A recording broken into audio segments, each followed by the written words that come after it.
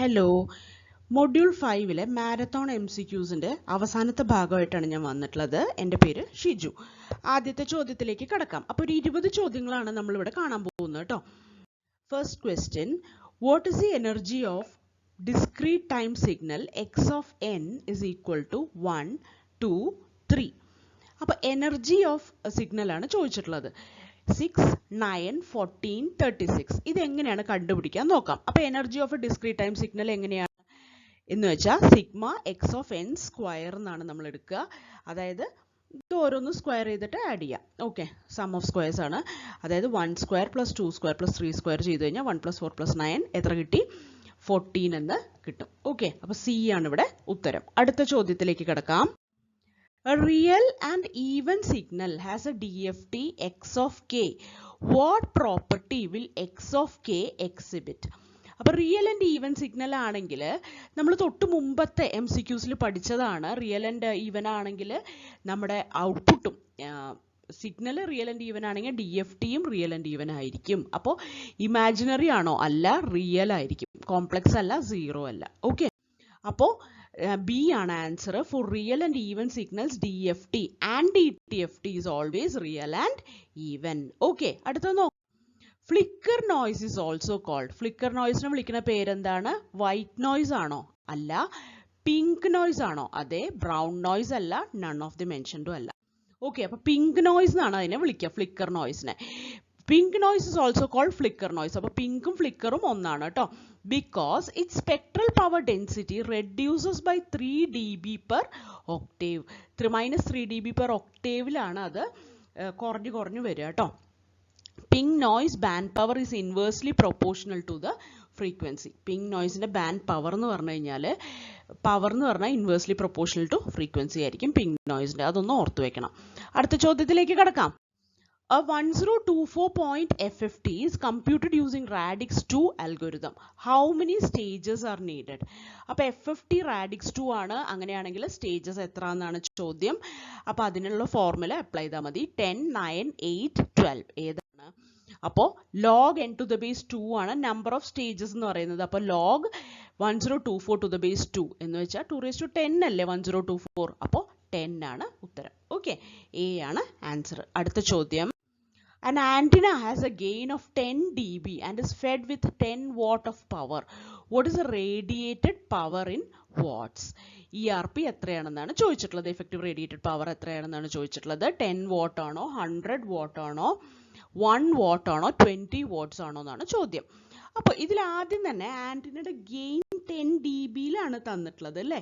അപ്പോൾ നമ്മൾ എന്ത് ചെയ്യണോ അറിയോ? 10 dB-നെ dB മാറ്റണം, ലീനിയർ സ്കെയിലിലേക്ക് മാറ്റണം. എന്തുകൊണ്ട്?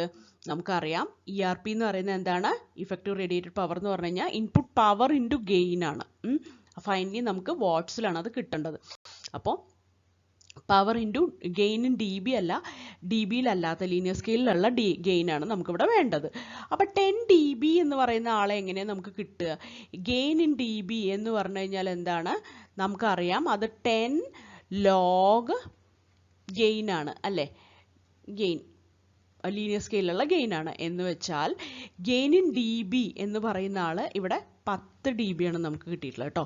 10 dB എന്ന് പറഞ്ഞാൽ 10 log ഗെയിൻ ആണ്. എന്ന് വെച്ചാൽ ഈ ഗെയിൻ ഇത് കണ്ടുപിടിക്കണമെങ്കിൽ നമ്മൾ എന്ത് ചെയ്യും? ഇവിടെ 10/10 ചെയ്യാം. 10/10 ചെയ്തു is log of gain. log to the base 10 ആണ്. അപ്പോൾ 10/10 എന്ന് പറഞ്ഞാൽ 1 കിട്ടി. അപ്പോൾ ഗെയിൻ എന്ന് പറഞ്ഞു കഴിഞ്ഞാൽ എന്താണ്? 10⁻1 ആണ്. ഓക്കെ, എന്ന് വെച്ചാൽ എത്രയാണ്? അത് 10 ആണ്. അതാണ് ഇവിടെ 10⁻10/10 എടുത്തിട്ടുള്ളത് കേട്ടോ. അപ്പോൾ 10 എന്ന് കിട്ടും നമുക്ക്. അപ്പോൾ 10 ആണ് ഗെയിൻ. എന്ന് വെച്ചാൽ ഇഫക്റ്റീവ് റേഡിയേറ്റഡ് പവർ എന്ന് പറഞ്ഞാൽ എന്താണ്? ഗെയിൻ ഇൻറ്റു ഇൻപുട്ട് പവർ ആണ്. ഇൻപുട്ട് പവർ 10 വാട്ട് തന്നിട്ടുണ്ട്. അപ്പോൾ 10 × 10 100 വാട്ട്സ് ആണ് ഇവിടെ ഉത്തരം. B is the answer. അടുത്ത ചോദ്യത്തിലേക്ക് കടക്കാം. What is the directivity of an isotropic antenna? Isotropic ആൻറ്റിനയുടെ ഡയറക്ടിവിറ്റി എത്രയെന്നാണ് ചോദിച്ചിട്ടുള്ളത്. 0 dB ആണോ, 1 ആണോ, 0 ആണോ, 1 or 0 dB. ഓക്കെ, എത്രയാണെന്നാണ് ചോദിച്ചിട്ടുള്ളത്. അപ്പോൾ ഐസോട്രോപിക് ആൻറ്റിന എന്ന് പറഞ്ഞാൽ റേഡിയേറ്റർ എന്ന് പറഞ്ഞു കഴിഞ്ഞാൽ എന്താണ്? അത് എല്ലാ ഡയറക്ഷൻസിലേക്കും ഈക്വൽ ആയിട്ട് റേഡിയേറ്റ് ചെയ്യും. അപ്പോൾ ഡയറക്ടിവിറ്റി എന്ന് പറഞ്ഞാൽ 1 ആണ്. 1 എന്ന് പറഞ്ഞു കഴിഞ്ഞാൽ 10 log 1 എന്ന് പറഞ്ഞു കഴിഞ്ഞാൽ എന്ത് കിട്ടും? 0 dB എന്ന് കിട്ടും. ഓക്കെ, അപ്പം നമ്മൾ 1 or 0 dB ഇത് ക്ലിക്ക് ചെയ്യും കേട്ടോ. കാരണം എന്താണ്, ഇവിടെ വേണമെങ്കിൽ നമുക്ക് 1 ക്ലിക്ക് ചെയ്യാം, 0 dB ക്ലിക്ക് ചെയ്യാം, ഇതൊക്കെ ശരിക്കും ഉത്തരമാണ്. പക്ഷേ ഏറ്റവും കൃത്യമായിട്ടുള്ള ഉത്തരം D ആണ്. Okay, 1 or 0 dB. അടുത്തത്, a lambda by 2 dipole has an input impedance of approximately 50 ohm ആണോ, 73 ohm ആണോ, 120 ohm ആണോ, 300 ohms ആണോ? അപ്പോൾ ഒരു lambda by 2 ഡൈപോൾ എന്ന് പറഞ്ഞു കഴിഞ്ഞാൽ സെൻറ്റർ ഫെഡ് ഹാഫ് വേവ് ഡൈപോളിന് ZIN എന്ന് പറയുന്ന ഇൻപുട്ട് ഇംപിഡൻസ് എത്രയാണ്? 73 പ്ലസ് 42.5 J ഓം എന്നാണ് നമ്മൾ പറയുക. അപ്പോൾ അതിൻ്റെ റെസിസ്റ്റീവ് പാർട്ട് എത്രയാണ്? അത് 73 ohms ആണ്. ഓക്കെ, അതുകൊണ്ട് നമ്മൾ 73 ohm എന്ന് പറഞ്ഞ് ക്ലിക്ക് ചെയ്യും. ഓക്കെ, അടുത്തത് ഇതൊന്ന് ഓർത്ത് വെച്ചോളൂ കേട്ടോ. Z input impedance of a lambda by 2 dipole 73 plus 42.5 J ആണ്. അടുത്ത ചോദ്യം, a loop antenna is operated at 10 megahertz. What is the wavelength? 3 meter ആണോ, 330 meter ആണോ, 300 meter ആണോ, 0.3 meter ആണോ? ഇതെങ്ങനെയാണ് കണ്ടുപിടിക്കുക? ഇതിനകത്ത് ഫ്രീക്വൻസി തന്നിട്ടുണ്ട്, വേവ് ലെങ്ത് ആണ് കണ്ടുപിടിക്കേണ്ടത്. അപ്പോൾ നമുക്കറിയാം ഫ്രീക്വൻസിയും വേവ് ലെങ്ത്തും സ്പീഡ് ഓഫ് ലൈറ്റും തമ്മിലുള്ള റിലേഷൻഷിപ്പ് എടുത്താൽ മതി. അതായത് lambda is equal to C/F എന്ന് എടുക്കുക. അതായത് C എന്ന് പറയുന്നത് സ്പീഡ് ഓഫ് ലൈറ്റ് ആണ്, 3 × 10⁸, F എന്ന് പറയുന്നത് 10 × 10⁶ ആണ്. അപ്പോൾ 30 meters എന്ന് കിട്ടും. അപ്പോൾ B is the answer. അടുത്ത ചോദ്യത്തിലേക്ക് കിടക്കാം. അടുത്തത്, what type of modulation is used for transmitting video signal in analog TV broadcasting? FM ആണോ? FM നമ്മൾ വീഡിയോ സിഗ്നലിനല്ല, ഓഡിയോയ്ക്കാണ് FM ഉപയോഗിക്കുക കേട്ടോ. ആംപ്ലിറ്റ്യൂഡ് മോഡുലേഷൻ ആണോ? അതെ, VSB AM ആണ് നമ്മൾ ഉപയോഗിക്കുക. Vestigial side band modulation AM ആണ് ഉപയോഗിക്കുക. ഫേസ് മോഡുലേഷൻ അല്ല, പൾസ് മോഡുലേഷൻ അല്ല. ഓക്കെ, അനലോഗ് TV ബ്രോഡ്കാസ്റ്റിംഗിൽ അപ്പോൾ ഏതാണ് ഉപയോഗിക്കുക? B is the answer. ഏതാണ് അതിൽ? വെസ്റ്റിജിയൽ സൈഡ് ബാൻഡ് ആണ് നമ്മൾ ഉപയോഗിക്കുക. ഓക്കെ, അപ്പോൾ അവിടെ വെസ്റ്റിജിയൽ സൈഡ് ബാൻഡിലൂടെ നമ്മൾ എന്താണ് ട്രാൻസ്മിറ്റ് ചെയ്യുന്നത്? We transmit the luminance information.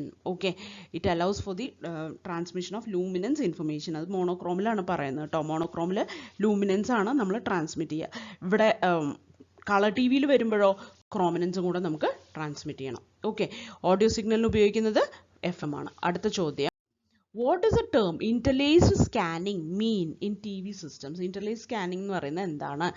Scanning all lines in a single pass, scanning alternate lines in 2 passes, scanning lines in random order, scanning only half of the screen. അപ്പോൾ ഇതിൽ നമുക്ക് കാണുമ്പോൾ തന്നെ മനസ്സിലാവുന്നുണ്ട് B ആണ് ഉത്തരം. B ആണ് ഇതിൻ്റെ ഉത്തരം. അതായത് scanning alternate lines in 2 passes. Interlaced scanning divides each frame into 2 field. ഒരു ഫ്രെയിമിനെ 2 ഫീൽഡായിട്ട് ഡിവൈഡ് ചെയ്തിട്ട് എങ്ങനെയാണ് സ്കാൻ ചെയ്യുക അറിയാലോ. നമുക്ക് ഇങ്ങനെയാണ് പോകുന്നത്. അതിൽ തന്നെ ഇങ്ങനെ പോകുന്നത് എന്ന് വെച്ചാൽ ഓഡ് ഫീൽഡ്സ് ആദ്യം ഇത് ചെയ്ത് കഴിഞ്ഞാൽ അടുത്ത ഇതിൽ നമ്മൾ എന്താ ചെയ്യുക? ഈവൻ ഫീൽഡ്സ് സ്കാൻ ചെയ്യും. അടുത്ത ട്രേസിലാണ് ഈവൻ ഫീൽഡ് ഇത് ചെയ്യുക. Okay, അപ്പോൾ first field scans all odd lines, second scan all the even lines. This reduces flicker and bandwidth while maintaining good image quality. Okay, അപ്പോൾ ഈ ഭാഗം മനസ്സിലാവണമെങ്കിൽ ഇന്റർലേസ് സ്കാനിങ്ങിൻ്റെ TV ഫണ്ടമെന്റൽസ് ഓഫ് TV എന്ന് പറയുന്ന ആ ലെക്ചർ എടുത്ത് നോക്കിക്കഴിഞ്ഞാൽ മനസ്സിലാവും കേട്ടോ. അടുത്ത ചോദ്യത്തിലേക്ക് കിടക്കാം. What type of antenna is commonly used for TV transmission and reception? TVക്ക് ഏതാ യൂസ് ചെയ്യുക? യാഗിയുടെ ആണ്. നമുക്കറിയാം അല്ലേ. ഡൈപോൾ ആന്റിനയാണോ, പാരബോളിക് ആണോ, ലൂപ്പ് ആണോ എന്നൊക്കെ ചോദിക്കുന്നുണ്ട്. ആൻസർ ഇസ് യാഗിയുടെ. എന്തുകൊണ്ടാണ് യാഗിയുടെ യൂസ് ചെയ്യുന്നത്? അതും ചോദിക്കാറുണ്ട്. Because of their high gain directivity which improves the signal quality. Okay, യാഗിയുടെ antennas are widely use for TV reception due to their high gain and directivity. Okay, അടുത്ത ചോദ്യം, what is a typical wavelength range for use for optical communication? Optical communication wave length range എത്രയാണ്? Nanometres ആണ് നമുക്കറിയാം അല്ലേ. എത്ര nanometre ആണ് നോക്കി നോക്കാം.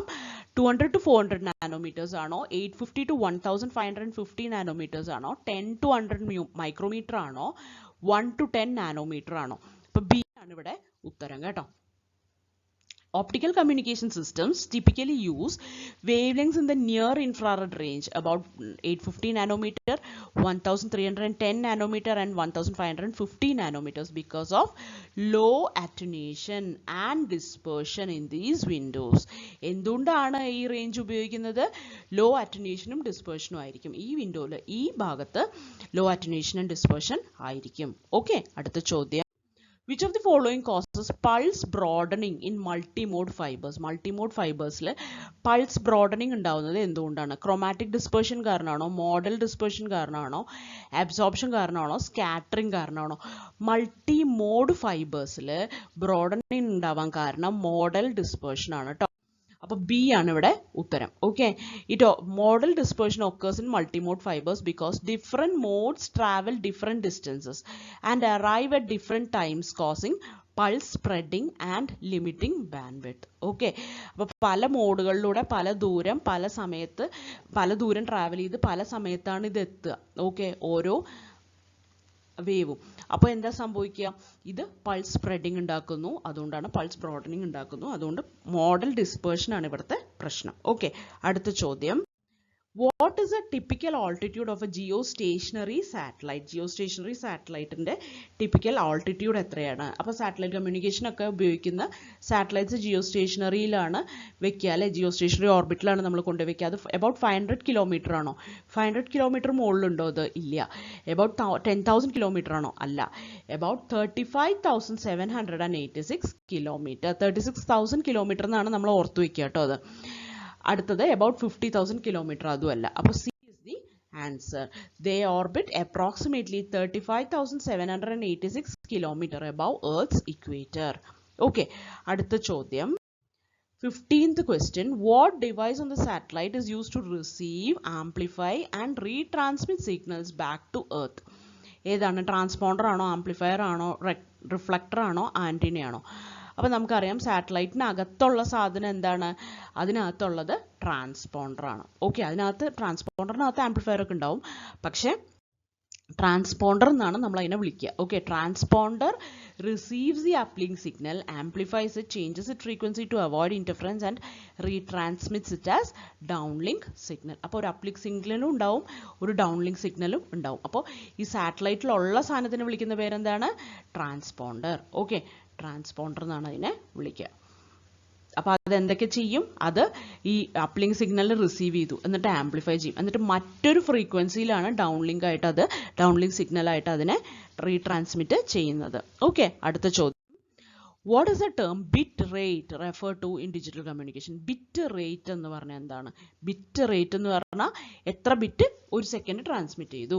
Number of symbols transmitted per second ആണോ? അല്ല. Number of bits transmitted per second ആണോ? അതെ. നമ്പർ ഓഫ് കാരിയേഴ്സ് അല്ല, നമ്പർ ഓഫ് ബിറ്റ്സ് പെർ സിമ്പിളും അല്ല. ബി ആണ് അതിൻ്റെ ഉത്തരം. ഓക്കെ, BPS എന്ന് നമ്മൾ പറയില്ലേ, ബിറ്റ്സ് പെർ സെക്കൻഡ് എന്ന് പറയില്ലേ, അതിനെയാണ് ഈ ബിറ്റ് റേറ്റ് എന്ന് പറയുന്നത് കേട്ടോ. അടുത്തത്. In binary phase shift keying BPSK, how many phase states are used? BPSK ക്ക് അകത്ത് എത്ര phase stateകൾ നമ്മൾ ഉപയോഗിക്കുന്നുണ്ട്? 1, 2, 4, 8. നമ്മൾ 2 phase ഷിഫ്റ്റുകളാണ് ഉപയോഗിക്കുന്നത് അല്ലേ. ഒന്ന് 0 ഡിഗ്രീസിലും ഒന്ന് 180 ഡിഗ്രീസിലുമാണ് നമ്മുടെ സിഗ്നൽ ഉണ്ടാവുക. അതായത് ഇപ്പോൾ നമ്മൾ 0101 എന്ന് പറഞ്ഞിട്ടുള്ള 101 എന്ന് പറഞ്ഞിട്ടൊരു സിഗ്നൽ ഉണ്ടെങ്കിൽ നമ്മൾ BPSK ചെയ്ത് കഴിഞ്ഞാൽ എന്താ സംഭവിക്കുക? ഇതിനെ ഒരു 0 ഡിഗ്രീസിൽ തുടങ്ങുന്ന ഒരു സൈൻ വേവ് ആയിട്ട് റെപ്രസെൻറ്റ് ചെയ്ത് കഴിഞ്ഞാൽ ഇതിനെ നമ്മൾ 0നെ നമ്മൾ എന്ത് ചെയ്യും? 180 ഡിഗ്രീസിൽ തുടങ്ങുന്ന ഒരു സൈൻ വേവ് ആയിട്ട് റെപ്രസെൻറ്റ് ചെയ്യും. ഓക്കെ, അപ്പോൾ ഇത് ഇവിടെ നിന്നാണ് സ്റ്റാർട്ട് ചെയ്തത്. 0 നോക്കൂ, ഇവിടെ നിന്നാണ് സ്റ്റാർട്ട് ചെയ്യുന്നത്. അത് കഴിഞ്ഞിട്ട് അടുത്തത് വരുമ്പോൾ വീണ്ടും ഇത് ഇവിടെ നിന്നായിരിക്കും സ്റ്റാർട്ട് ചെയ്യുക. കാരണം എന്താ? 1 എന്ന് പറയുന്നത് 0 ഡിഗ്രി ഫേസ് ഷിഫ്റ്റിലാണ്, 0 എന്ന് പറയുന്നത് 180 ഫേസ് ഷിഫ്റ്റിലുള്ള ഒരു സിഗ്നലായിട്ടുമാണ് റെപ്രസെൻറ്റ് ചെയ്യുക. ഓക്കെ, അടുത്ത ചോദ്യം. In time division multiplexing TDM, how are multiple signals transmitted? Multiple signals എങ്ങനെയാണ് ട്രാൻസ്മിറ്റ് ചെയ്യുന്നത് TDM-നകത്ത്?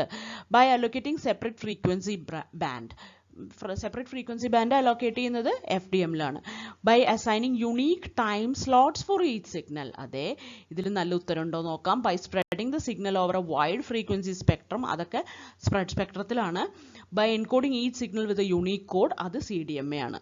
അപ്പോൾ ബി ആണ് ഇവിടെ ഉത്തരം. By assigning unique time slots for each signal. Okay, അടുത്തത്. What is the major advantage of code division multiple access CDMA over other multiplexing techniques? It requires less bandwidth.